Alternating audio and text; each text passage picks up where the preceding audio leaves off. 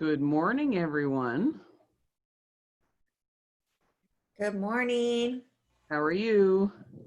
Oh, just waking up. I have a photo shoot. What time does our meeting start? 7:30? Yep, 7:30.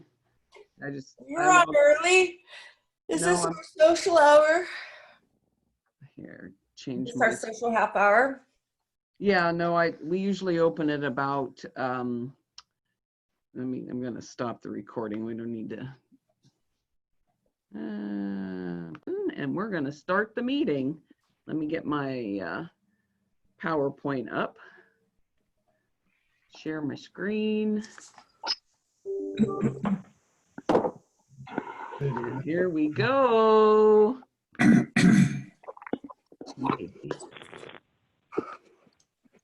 think I'd have this by now. This is it, guys. You're almost done with me. All right. And you can hang in there. It's almost over.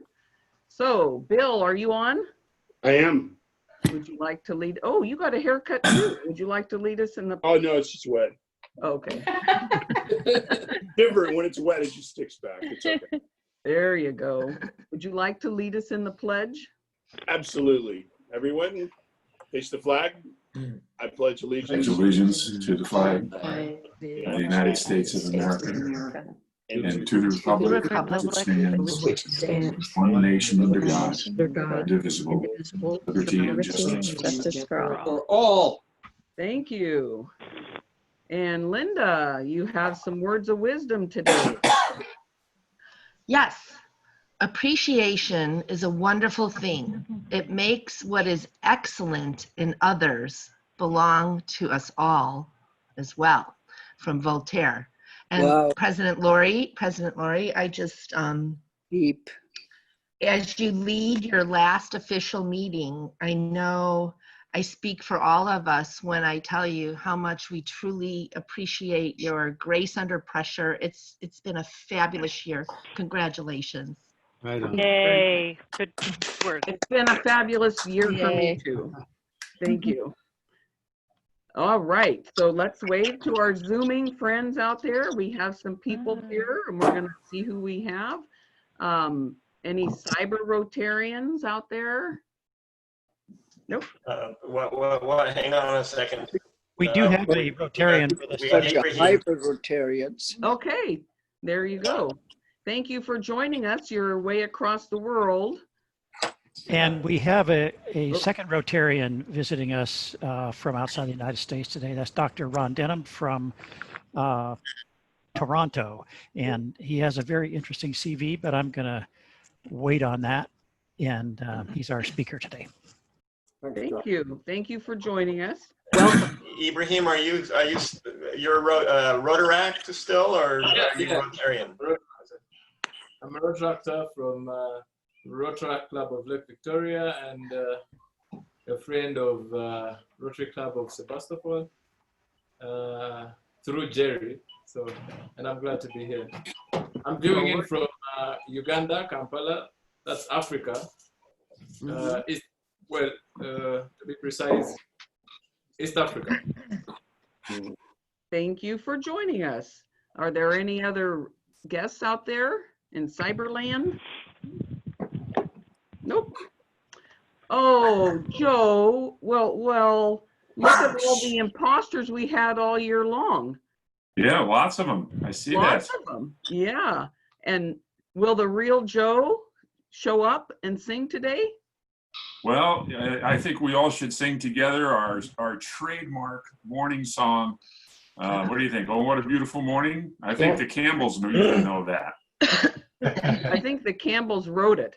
That was before Oklahoma was a state. Okay.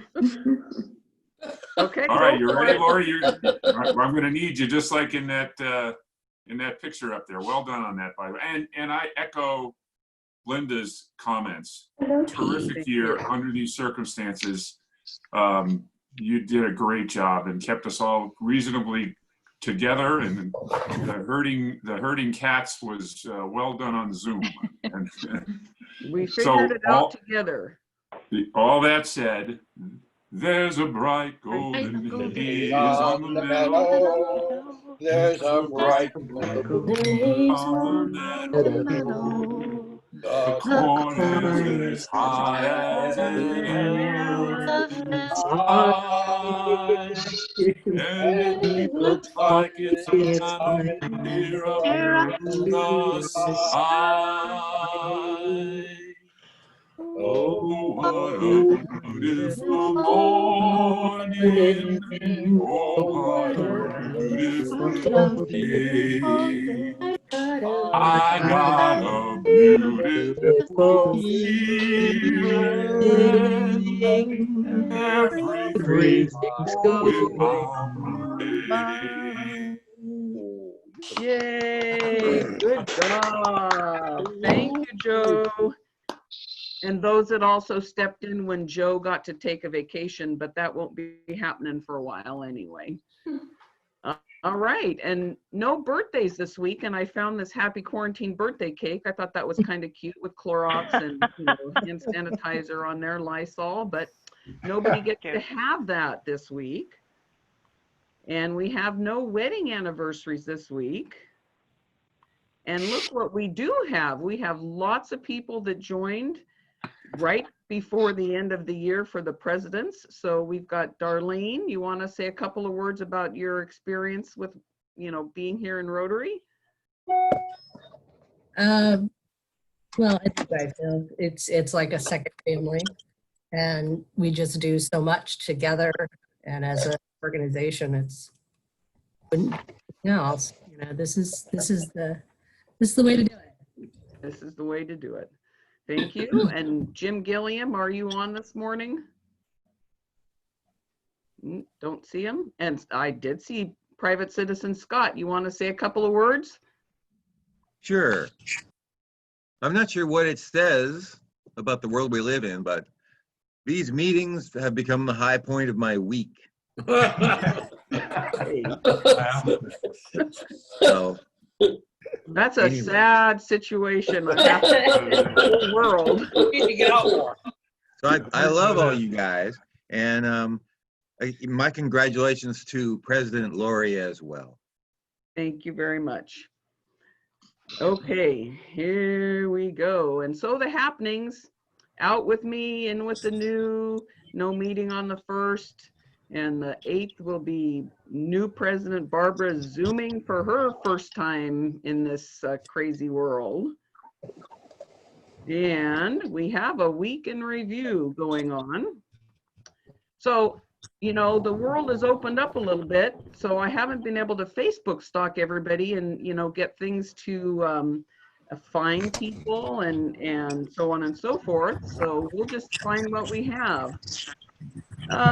I don't know about Michael McLaughlin. Are your ducks in a row at this point? They're starting to line up, but they're still not very orderly. And I saw your mask that you might have been wearing there, for our golfer in the club. Yeah. Because you told me you're golfing almost every day. No, not every day. Okay. Only 3 days a week. Well, that's pretty good, I have to say. All right.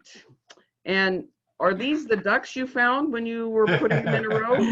They are not ducks. Oh, no. Definitely not ducks. MR not ducks? All right. Well, I think PJ found these. You want to tell us about this little trip? Well, good morning, all. And first off, I just want to say what a great year President Lori you've put together, and grace under fire is a motto that I have for you. Well done, and your sense of humor is really appreciated. Ellie and I took our inflatable kayak and did a Jenner headlands. Not headlands, but Jenner, mouth of Jenner, and up to the bridge. These are juvenile American white pelican that are just kind of hanging out for the season right now. And there's little Peanut in with us, and we're looking at the swallows that nest on them. So that's what these are. Okay, and I love that you have little Peanut in a life jacket. Well, she's got a carry handle as well. Really put her in the water, hold on her, pull her back in, get her to try it off, all that kind of stuff. It's very. Have you actually done that and let her float with it in the water? Oh, absolutely. Absolutely. Rotary does a learn to swim class. Maybe you can enroll her next year. You know those dogs, Michael. Born to swim. She just hates it. Does she hate What's it? really funny is to hold Peanut about 5 or 6 inches above the water, and she automatically is dog paddling. Yeah. And let's hope that we can do learn to swim next year, since it was not happening this year. Okay, and we had some Father's Day things going on out there. We've got baby Trey visiting Grandpa, and let's see, I can't remember who the family is with the up top here. Whose family is that? Nope, nobody wants to claim them. Okay. Family. And with Yeah. the picture screen. The one with the little boy and little girl. It's somebody's son. So I think it's Owls. Isn't it Owls? Oh, could be. And Linda was cooking again, some yummy stuff. And I love this picture down here that Kathy posted with, look at how tiny that baby is. That's a great photo. It is a Yeah. phenomenal photo. Okay, and then that's me when I was a kid with my father over there too. And then we have Terry with his dad down there as well. Oh yeah, that's one. Yep. Lori, I think your brother had a lapse of memory with his comment to me. I'm sure. So Marty was the principal for all of us, and my brother said, well, he was never in Marty's office for disciplinary actions, and I seem to remember Marty was chatting with him a few times. So anyway, lots of people had Marty as a principal. Okay, well, we have some other things here. In the news, the 7 dwarfs have been advised that as of today, they can only meet in groups of 6. And one of them isn't happy. Who is it? Thank you, Michael, for posting these. It's cute, and can't remember if I work at home or live at work. And Kathy has a wonderful saying here. You want to read it? Oh, she disappeared. Tell me and I'll forget. Teach me, I'll remember. Involve me and I'll learn. And that's true words that we all live by in Rotary. So we need to involve and learn and teach and move forward. And I want to say thank you to Jim and Linda for updating our website. You know, I've been on there more times in the last 3 months than I was probably on the website in the last 10 years of being in Rotary. It's very interactive, and we find lots of information. And anybody log in today through the website? Yes, no? Excellent site. I really appreciate it. Mm-hmm. Thank you very much. Hi, am I on? Hi, Lou. And I want to thank Judy for our daily diversions. They're awesome. Lori, I'm just going to add a couple of words to what other people have said. You had to face a situation that none of our presidents has even thought about. You did it with humor and with skill and with grace. And we may not say it often enough, but we truly do appreciate you. Thank you. And we appreciate you too, Judy, for keeping us learning new things and remembering old things like The Lion Sleeps Tonight. I loved the Peace Train. I'm hoping everybody in the club is going in and looking at these daily diversions because they're absolutely amazing. And I know I've learned a lot, and you've had a really full life, Judy, with all the places you've been. It's amazing. Lori, let me add something. First of all, the Peace Train one, I had more comments from people than on any of the other postings I've done. So it really hit home. Also, if any of you, if it's just something you have to delete in the morning, please shoot me a quick email and I'll get you off the list. A quick aside, there's a local bird that's showcased here on the current slide in the shoe, and that's something you can see around your property, and it's called a Buick's wren. Small bird, white stripe above the eye, little brown tail that cocks up from mostly. What kind of wren? I missed the first part. It's a Buick's wren. Wow. What kind of sound does it Not make? spelled the same way, not spelled like Buick, the car, but it's pronounced that way. And somebody asked, what kind of sound does it make?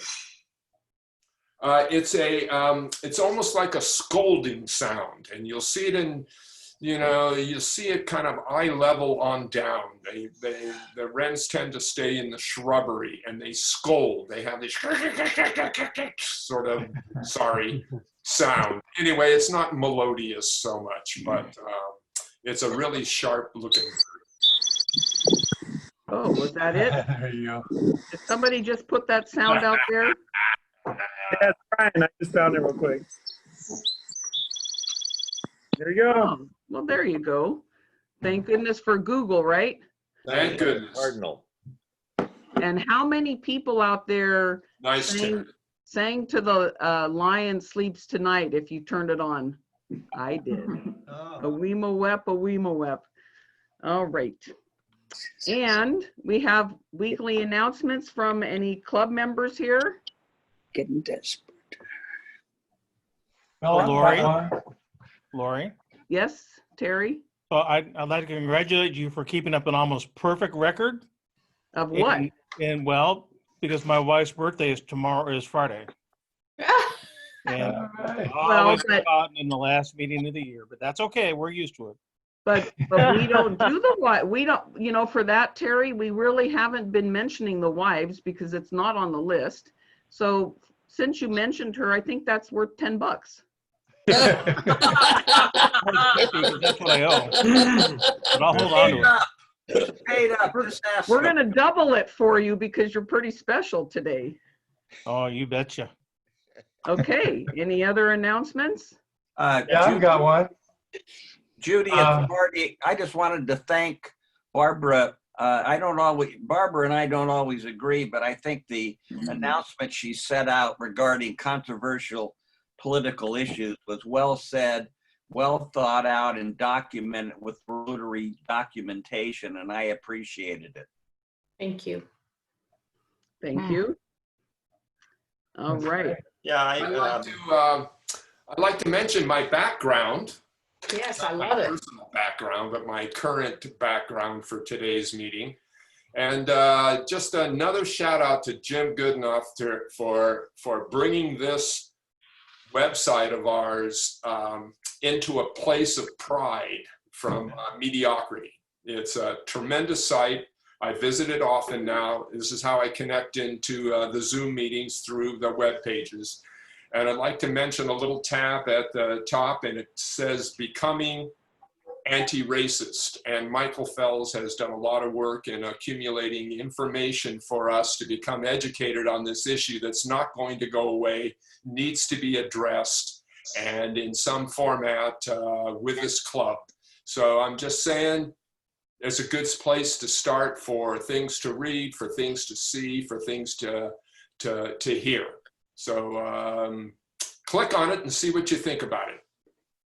I have clicked on it and it's got some really great information there, and I think we'll just continue to add to it. And Lori? Yes? Yeah, I just wanted to mention coming up in July, I think it might be July 11th, but anyway, we'll get the date out, but there should be a public announcement. Will be the virtual induction of the new poet laureate for Sonoma County. Oh, great. Oh, good job. There should be a public announcement about it, but everybody's invited. And I was on a Zoom call yesterday with the Rotary Club of Fredericksburg, Texas. They happen to be involved in a global grant. They're working on an application with a global grant in Bukoba, Tanzania as well. And they found out that I was involved with it, and so they contacted me. But it was kind of fun to meet our, fellow Rotarians in the hill country of Texas yesterday. So that was fun. An interesting fact about that city, Fleet Admiral Chester W. Nimitz was born and grew up there. Oh, no. It was founded by German immigrants, and there's a real strong German influence in the town, restaurants and people, people that still live there that speak German. And is Jerry, is Phyllis's induction going to be a Zoom meeting? I'm pretty sure it is, yeah. Okay. And you'll get the link out to all of us, and we can jump in and support her. I will. Okay. Thank you. Perfect. Lori? Yes? Hear me? There's also a project that this club had supported is the Nepal Vocational Training Team grants. And I don't know if any of you are participating in the virtual RI convention, but you can go sign up and see the session. And it turns out the initial general session of the RI convention features a handful of projects. And one of them is our project in Kathmandu. I don't know what that was, but yeah. I don't know. People need to mute themselves. Visited here is in the video of the general session of the RI convention this year.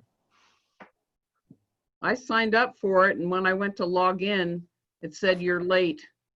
There's a recording. Just go to riconvention.org and you can, and yeah, if you didn't get up at 6, I guess, which I did not do. Good. So we can go review it. They recorded everything. Yeah. Yeah, Excellent. and there's some breakout sessions in July too. So it's not over. Good job.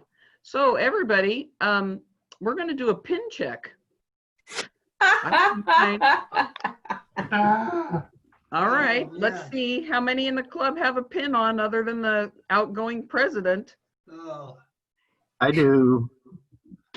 Who does? Bill Sauber. Good job, Bill. Anybody Yeah. else have a pin on? I've got a whole box of them. I got a No, call. it's probably not on your body. Close. Barbara, you can't run and get one and cheat. That's no good. I have one. Here's a whole bag of next year's pins. Go, Nick. Sweet. Here's a pin. Here's a pin. I've got a different kind of a pen. All right, you guys, that's $5 a piece. We're gonna put that to feed the hungry people. I got mine right here. It's not on your body. Oh, but it's right here. Look at that. No, Marty, it's $5. I'm paid up. I'm paid up. No way. Okay, well, I stumped you on that one. All right. And we had some accomplishments. The slide isn't finished, but playground, bathrooms, food pantry, we did pretty good. All right, Charlie, you want to announce our speaker? Excuse me, I do. I am really pleased that Ron Denham has joined us from Canada. He is the chairman of WASRAG. Now I believe it's called WASH, the Rotary Water and Sanitation Rotarian Action Group. He is a PhD in mechanical engineering. He was educated in England, and after he did his mechanical engineering education, he obtained an MBA in business administration and went into management consulting, eventually becoming a senior partner and vice chairman of KPMG Management Consulting. And he's worked in that role all over the world. He is a professor of faculty administrative services at York University in Toronto, and he's been a Rotarian for 60 years. He is is an active guy. He is, as I mentioned, he's chair of the Water and Sanitation Action Group, and he's supported a range of water and sanitation projects in Kenya, Ethiopia, Uganda, Ghana, Peru, and in many different states in India. So, and his current mission is to encourage all 1.2 million Rotarians to become familiar with world water issues, and every Rotary Club, 33,000 of them, to become involved in a water and sanitation project. And I'm glad to report that we qualify on that score. So anyway, Ron, thank you very much for being with us this morning, and take it away. Thank you very much. Before you take it away, Ron, everybody, I'd like you to mute yourself so we don't get background and we can hear him, okay? Right. And could you Self-mute. screen so I could share the screen with my presentation? Okay, I'll unshare. Thank you. All right, are you up? Am I out? It says host disabled. No? Nope. Laurie, why don't you mute everybody yourself, because not everybody's done it and we don't want the background noise. Okay, let me get my participants and mute all. There we go. For some reason or other. Oh, except you. Just a minute, let me unmute you.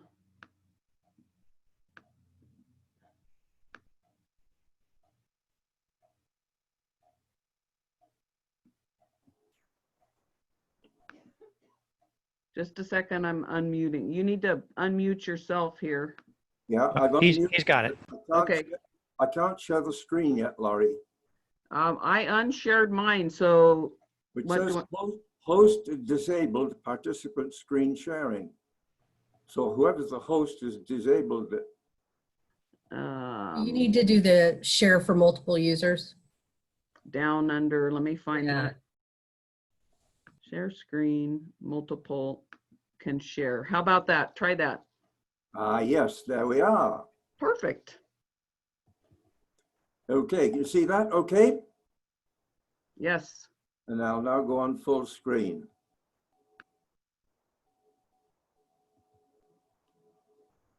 Great. Okay, everybody see that okay? Thank you very much, Laurie, and fellow Rotarians and guests. It's delightful to be with you. And just before I start the talk, a brief word about a Rotarian Action Group. Not everybody is familiar with Rotarian Action Groups. There are a large number of them, some 18 or 20, but this WASH Rotary Action Group, a group of 1,800 of us around the world who share a passion for water, sanitation, and hygiene, and our mission is to help Rotary clubs everywhere implement sustainable WASH projects. The background here is that there are 2.2 billion people, roughly, who lack access to safely managed drinking water. Almost 1/3 of the world's population. And these people have to make do with whatever is possible. Here you have a group of women, and so often the women and girls who've come down to a creek to fill their jerry cans and then take the water back to their village. Here we have a number of other examples. A young girl carrying this can of water on her shoulder. She should be in school, but instead she spends the day bringing water back to her village. In other cases, we've got a couple of mules that will carry the water in jerry cans. And yet another example, this open area, this is the source of water, but also, you know, the mule is standing there and women are washing their clothes, but this is the source of water for that particular family and for those people in that community. And this is what we see around the world for 2 billion people approximately. And this is where WASRAG is focused, the Rotary WASH Rotary Action Group. our focus is to help your club and other clubs address this particular kind of station. And some of the things we do are to help Rotary clubs find partner clubs. For example, a club in Uganda, the Kampala, or in Mbabali, or Mbarara, or other parts of Uganda. They say, we have a need for a water project in this community. We want to bring safe water to the people. Or maybe we need toilets in the local healthcare facility or a hand washing facility. Rotary clubs around the world seek partnerships. And one of the things we can do is find a partner club to help the local club and community digging wells or putting in boreholes. In other cases, we provide experts. There are some 35 professional WASH people on our roster who are available to give personal advice, or in some cases even travel to a club to find the best remedy for polluted water. It could be a borehole, or it could be rainwater harvesting, or it could be filtration of local water. Or, in the case on the right, household filters, taking the water from the polluted source, putting it into a plastic bottle, placing it on the roof during the day where you get the combination of the sunlight and high temperature, and that will disinfect the water. SODIS, as it's known as.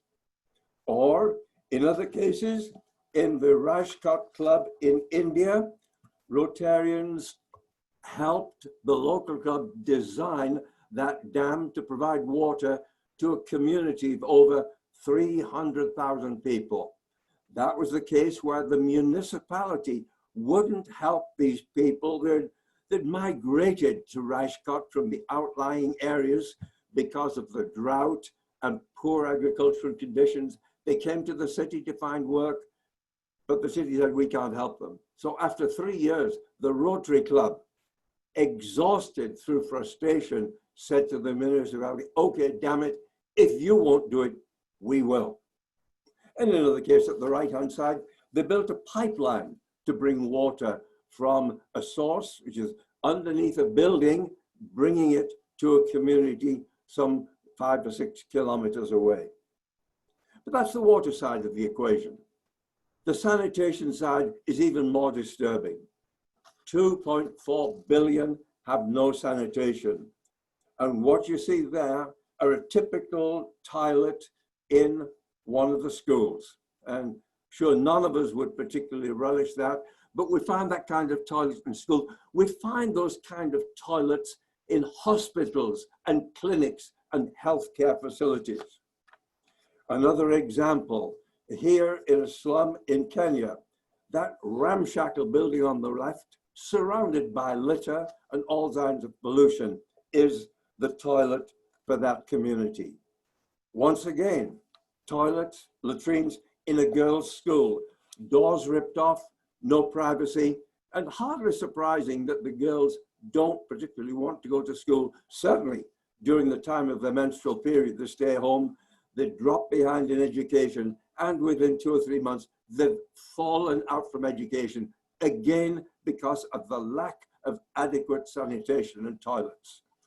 Or another example in India, open defecation. No toilet here, these kids quietly relieving themselves behind this lamppost. And you can see in the meantime, there are kids there drinking from this water, other people close by. This, again, is a part of that situation. Open defecation is a huge issue still in India.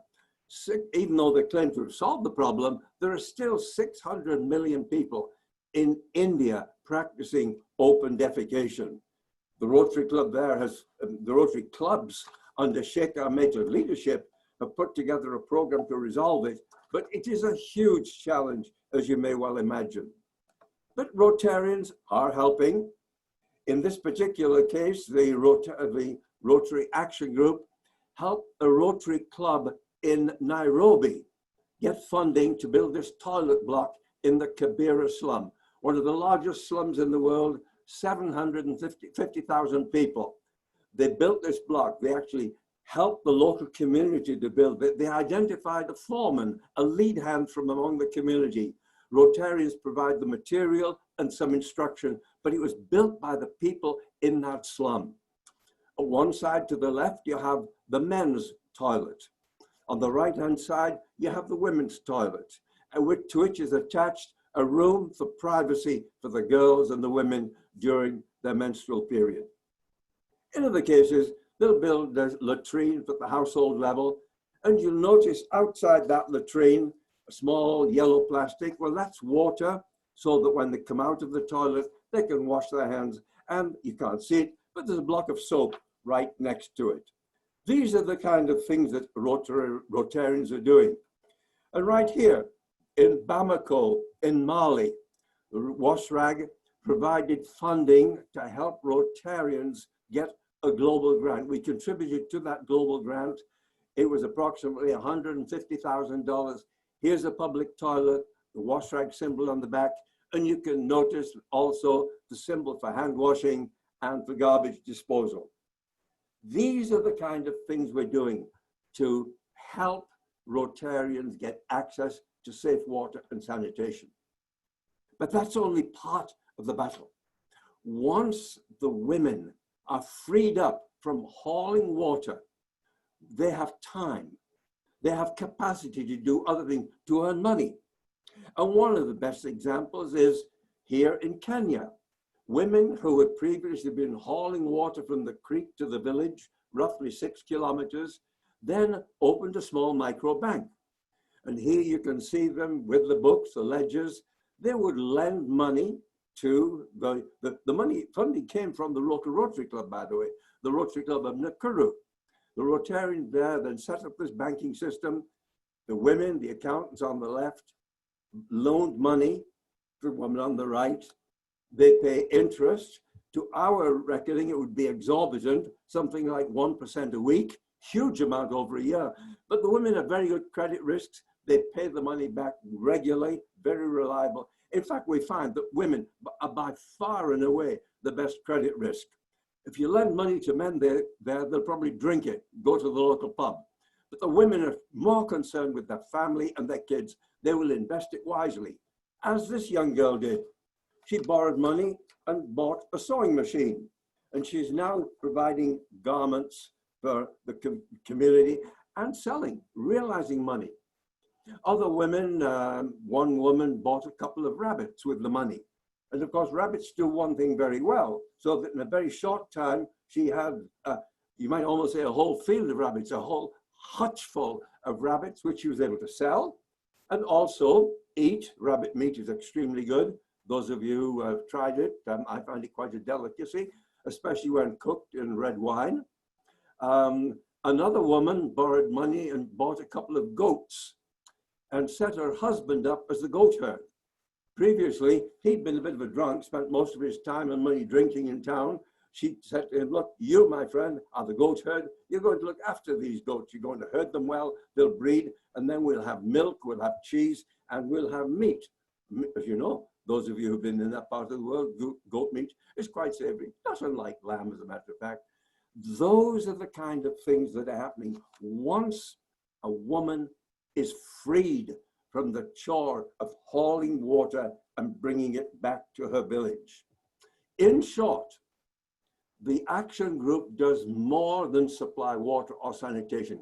It helps transform the community, changes lifestyle. We help people create economic value, setting up with a sewing machine, buying and selling goats. Another woman with the money, after she'd had goats, she sold the goats and then bought a plot of land, substantial plot of land, and planted cabbages. And I know this woman, got to know her very well. She was in Kenya. And when I was last visiting her some couple of years ago, I think, and back then, by the way, she was generating over $2,000 a year from 3 crops of cabbages a year. I said, Elizabeth, tell me, how is this access to money and liberation from holy water change your life? She thought of it. She looked at me and she said, Ron, I can send my daughter to school. You know, those people are so much like us. They're born under a different postal code, zip code, but their ambitions, their goals are much the same as us. And this is where WashRag is helping. The microbank gives them confidence and hope. Hope is one of the most important things for these people. And right now, at the time of COVID-19, even more so than ever. We help crops and livestock to flourish. And once you have crops and livestock, the food supply is assured and poverty is reduced. Women and children are healthy. And girls particularly, who can then attend school on a regular basis, attend classes regularly. In some parts of the world, not only do girls miss time because of the menstrual periods, in other cases, they have to take time out during the work year, during the work day, the school day, to go and get water from a water point, maybe 2 or 3 kilometers away from the school. And when they get there, they've got all of the women lined up getting water also. So instead of having 8 hours in school that day, the girls have 3 or 4 hours, once again falling behind. This is where access to water within 300 meters makes a huge difference to their lives. And as we said, the youth, especially girls, are being educated. Those are some of the things we're doing, but there's so much more which can be done. Here, a healthcare center. Typical example on the left-hand side, dirty, grungy, the taps don't always work. On the right-hand side, after Rotary. We can do so much more. And the WashRag, or its new name, Wash Rotary Action Group, can help you get there. These are some of the things we can do for your club and other clubs. We can find partners. If you want to do a project in the developing world and you referred to Tanzania, you've referred to Uganda, there are a list of projects on the WashRag website. Clubs in the developing world that said they would like partners in the high economy part of the world. There's one there for you. Or if you have money and want a project, reach out to us. We again can put you in touch with clubs in the developing world, Latin America. And of course, it's more convenient for you to work in Latin America than Africa or India. You don't lose a night's sleep going across many time zones. Convenient daytime flight in many cases. Honduras, Nicaragua, Peru, huge opportunities. Then we can provide experts to help you plan a project. When you've decided you'd like to do a project with another club in developing part of the world, how do you go about it? What are the important issues? What are your priorities? And most important of all, how do you do a community assessment? And it's not just a community needs assessment, it's an assessment of every aspect of the community. What is its capacity? What technology is available? What is the local culture, attitudes towards using toilets? Sharing toilets with your in-laws, for example. In some parts of the world, a family won't share a toilet with their in-laws. So therefore, you need twice as many toilets as you think you would otherwise need. At the local, where is the closest source of water? It may be a borehole. On the other hand, we sometimes find that there's a municipal supply of water within 300 meters of the school that nobody's talked about. These are the things that we can do. A community assessment. And we understand the behavior. Because so often in any water project, behavior change, hand washing particularly, is absolutely critical. And then when you put the project together, how do you go about getting a global grant? We have a team of people which will review your global grant application. And as a return for inviting us to share it, we will contribute $2,000 to that global grant application. But more than that, we'll look through the whole application. Have you paid enough attention to ongoing funding for operations and maintenance? Have you really put in a good plan for monitoring and evaluation? Those are the critical aspects that the Rotary Foundation is looking for these days when they get a grant. And in some cases, we can link you to sources of funding. There are other sources besides Rotary Foundation. For example, for a project in India, a rainwater harvesting program, we were able to persuade the Royal Bank of Canada to chip in $100,000. There's another program right now in Epach district in Uganda, where the local brewery is involved. And of course, brewers have a great interest in safe water. As one of the slogans there goes, save water, drink beer. And following that through, clearly it's a source of revenue and a source of opportunity. But there are other sources of funding, other non-governmental organizations working in the community. They're very often looking for a partner. They have certain skills. We in Rotary have certain skills. How do we complement each other? And when we work with an NGO, that doesn't mean we're giving them money. It doesn't necessarily mean they're giving us money. But the two together, 2 + 2 = 5 in terms of capacity and capability. We can also find a project that meets your needs. You know, maybe that you want to work in a particular country. You already have an affiliation with Uganda, for example, one of the clubs in Kampala. There's a huge program taking place in Uganda right now, funded in part by USAID, a $2 million program.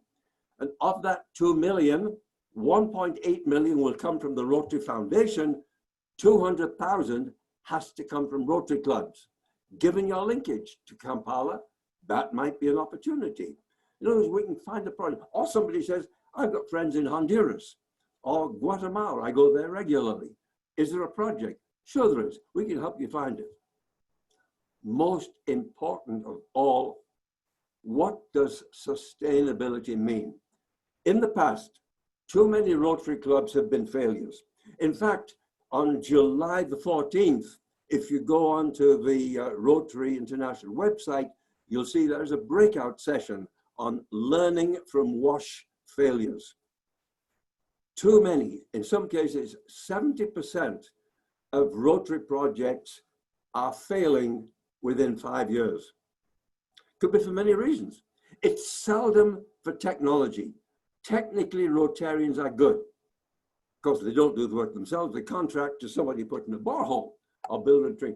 But the elements where we fail are ensuring there is ongoing funding to support operations and maintenance. If something needs a repair, where's the money? Have we set up a system to systematically collect revenues from the people who are using the toilet or accessing the water? Another question is changing behavior. Is there a management committee that's responsibly collecting the money, banking it, and having it available? Another possibility is helping set up social entrepreneurs. If we can help people make a buck from the water system or the sanitation system, we know they will have a vested interest in making sure it's sustainable. That again is part of the program. These opportunities are absolutely huge. And if I sound excited, it's because I am. I think it's an incredible opportunity for Rotarians everywhere. But I notice I've been overcome by enthusiasm. I see I've fast run out of time. So let me say thank you very much, Laurie and fellow Rotarians. And I am open to questions for those who'd like to drill down a little bit further. Thank you again for this opportunity. I think you have more time if you want to go through your slides. You've got about 5 more minutes. Well, I thought you might prefer to have me answer questions, Laurie.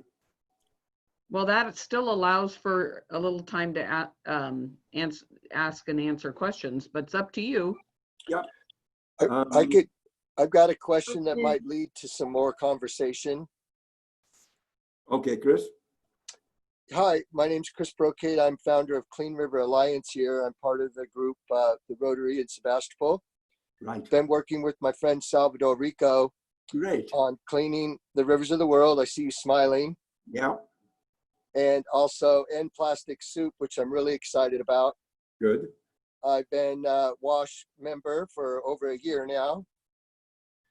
Really excited about the work you guys are doing internationally. And just wondering if you could speak a little bit about what you know about End Plastic Soup or Cleaning the Rivers of the World, which we're involved in through Salvador and helping him spread that. It's a burgeoning movement in Rotary and elsewhere. Salvador particularly is focusing on the rivers. I think there's a river in Mexico or a group of rivers there, which is organizing cleanup through the local community. Also, there is a major program on the Mississippi River.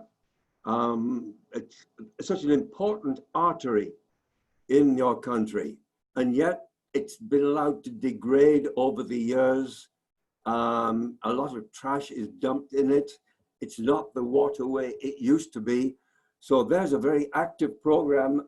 A Rotary district governor based in roughly the mid-range of the Mississippi is coordinating a lot of Rotary clubs. And I think there are about 90 Rotary clubs and or communities along the Mississippi that have engaged in that program.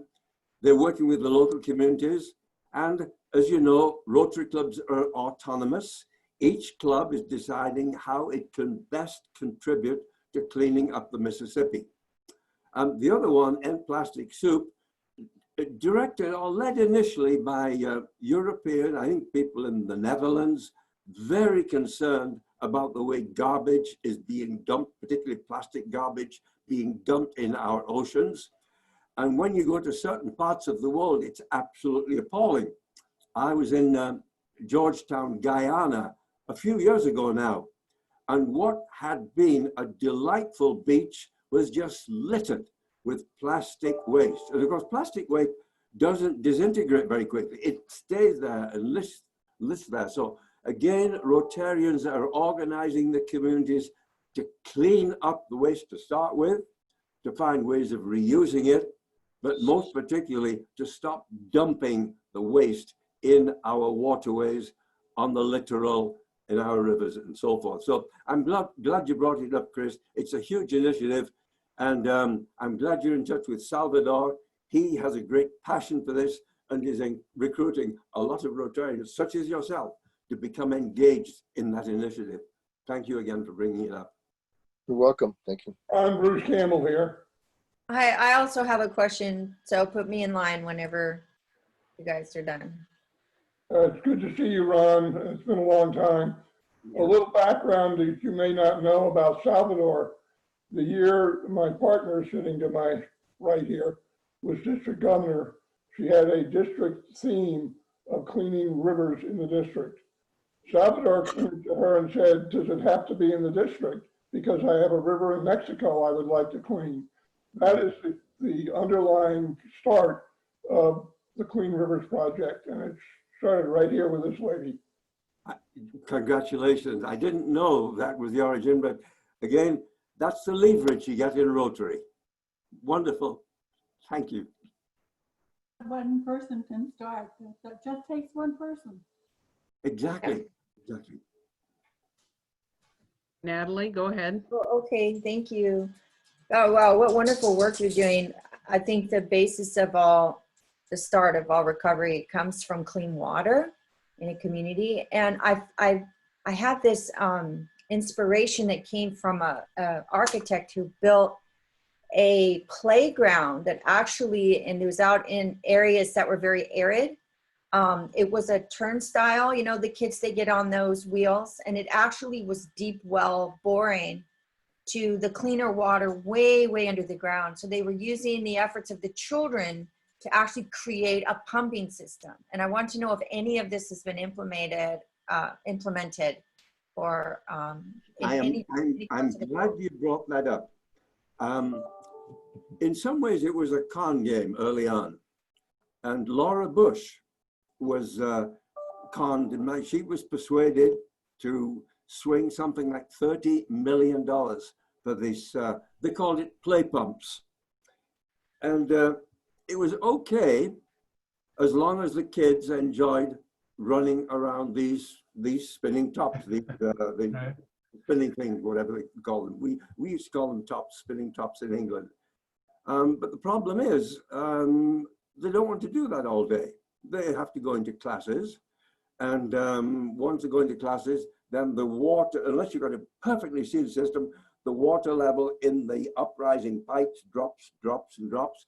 And then when the kids come out again at playtime to start pumping again, they're pumping air until the water comes up. So in general, it has not been a successful story. There may be exceptions.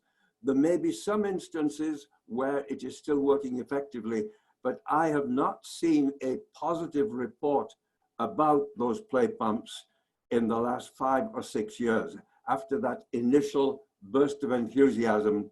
And as I say, Laura Bush, naturally, when anybody at that level becomes involved in the water, it gets a lot of publicity.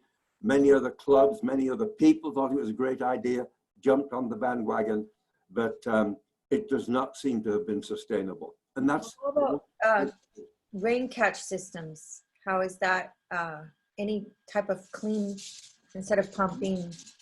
Yes, rainwater harvesting is probably a universal solution, provided there is rain. Let me give you an example. My club and I were personally involved in Kenya, and this a community, many rural communities needed water, but unfortunately the groundwater, which is the normal source where you put in the borehole, the groundwater was heavily laced with fluoride, and of course that rots your bones, your teeth, and everything like that in excess.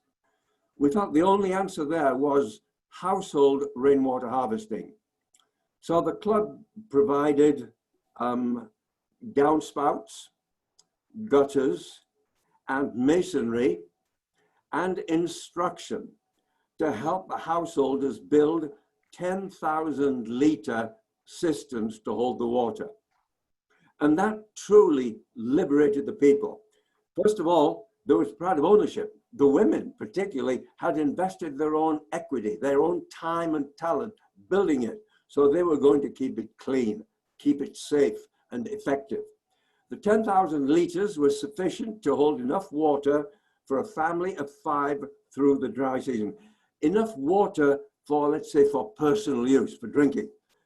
You're not going to use that water for irrigating the garden or feeding the cattle, but for personal use, it was sufficient.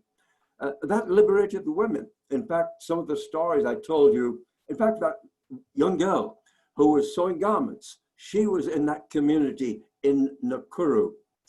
Then there's the other kind of rainwater harvesting. This is a project in India, north of Mumbai, a tribal people who depended on the annual monsoon rain for their livelihood.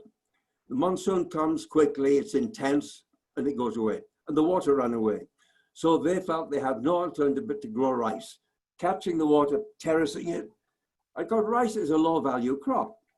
So then the local Rotary Club in that particular district, I think District 3241 in Mumbai, worked with these people and said, look, let's conserve this water. The rain comes, let's make sure that it doesn't run away. So they put in gully plugs, check dams, built ponds, and now that tribal community has water around the year. Instead of growing low-value rice, they now have 3 cash crops. A, to support themselves, but more particularly to sell, get revenue. It has transformed their livelihood. Please always think of rainwater harvesting. Many schools where we need a hand washing facility, rainwater harvesting is the means of catching the rain and having it so the kids can wash their hands 2 or 3 times during the day. And more schools are introducing hand washing as part of the school curriculum. Think positively about rainwater harvesting. It is an economic solution. It is much cheaper than putting in boreholes. It is truly sustainable. And at the household level, the householders are going to look after it. And incidentally, the one precaution is that after the first rain of the year, you've got to be careful all that crap doesn't go into the cistern. So that their downspout can be swung away. And what we call the first flush. The first rainfall flushes off all the bird droppings and everything else away from the tank. And then once the water's clean, you can move the downspout back into the tank. But all those cisterns, by the way, are built with a trap door at the top, lift it up, and a ladder. You can go in, clean it out, and make sure it's clean before the next rainfall. Thank you for asking. So crucial. Thank you, Ron. I think for my last meeting, this was a phenomenal presentation.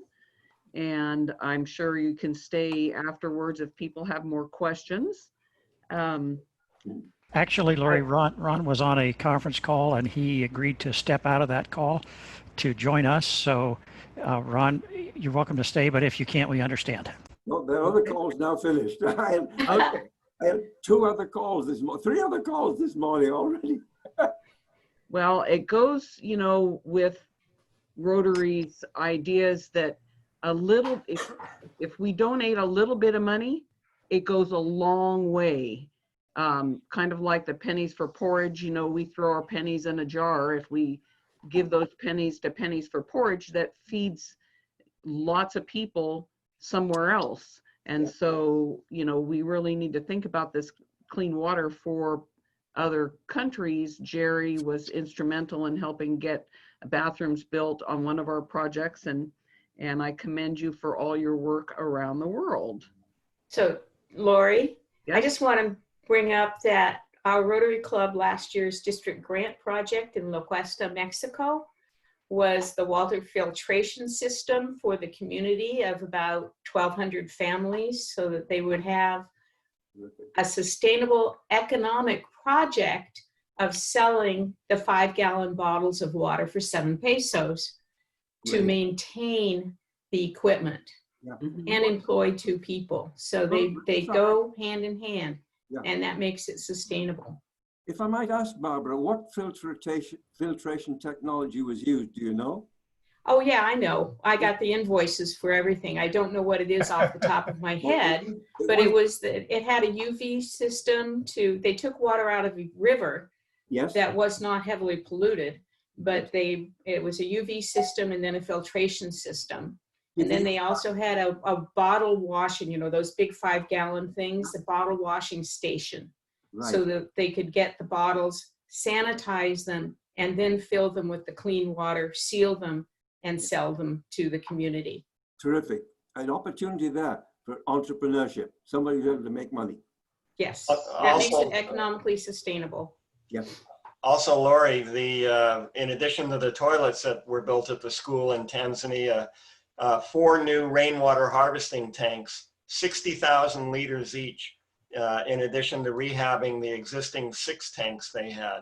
So a major effort with rainwater harvesting there to save the girls from having to carry water. Great. And Laurie, let me invite anybody with a passion for water or even a minor interest to please go to the WashRag website and become a member. We depend exclusively on membership fees to do what we're doing. We're all volunteers. We don't get any money from Rotary. So we need the kind of help that individual Rotarians around the world can give us through membership.